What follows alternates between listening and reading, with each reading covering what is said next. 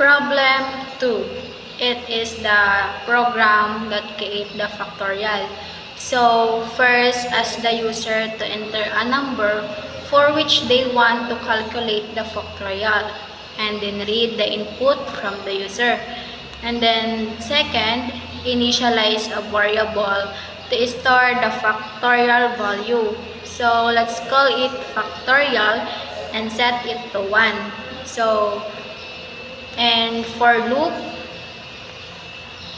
we use loop to iterate from 1 to the given number.